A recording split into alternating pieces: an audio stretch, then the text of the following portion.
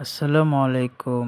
আজ আমরা কথা বলবো এমন একটি রোগ নিয়ে যেটা এখন ঘরে ঘরে, ডায়াবেটিস। ডায়াবেটিস মানেই ভয় নয়, সঠিক নিয়ম জানলেই এই রোগ নিয়ন্ত্রণে রাখা যায়। ডায়াবেটিস আসলে কি? আমাদের শরীরে ইনসুলিন নামে একটি হরমোন আছে। এই ইনসুলিন রক্তের চিনি নিয়ন্ত্রণ করে।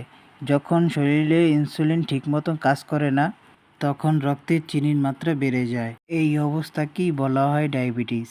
আসুন জেনে নিই ডায়াবেটিস হওয়ার কারণ কি। ডায়াবেটিস হওয়ার কিছু সাধারণ কারণ: বংশগত সমস্যা, অতিরিক্ত ওজন, নিয়মিত খাবার, শারীরিক পরিশ্রমের অভাব এবং অতিরিক্ত মানসিক চাপ। ডায়াবেটিসের লক্ষণগুলো কি?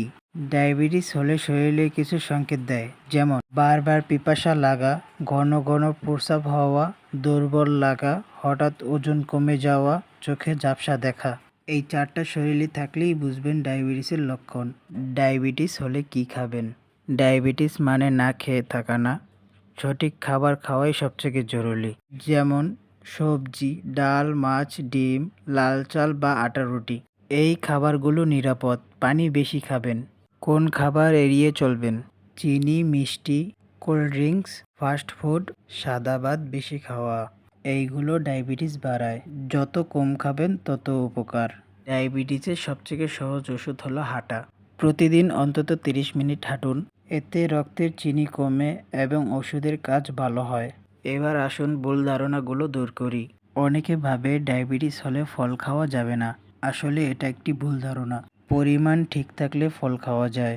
আসুন জেনে নিই ডায়াবেটিস কি ভালো হয় নাকি না। ডায়াবেটিস পুরোপুরি সারে না, কিন্তু নিয়ন্ত্রণে রাখা যায়।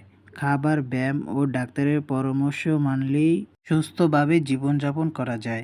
ডায়াবেটিস ভয় পাওয়ার রোগ নয়, সচেতন থাকার রোগ। আজ থেকে নিজের যত্ন নিন। ভিডিওটি উপকারী মনে হলে লাইক দিন, শেয়ার করুন এবং চ্যানেলটি সাবস্ক্রাইব করুন।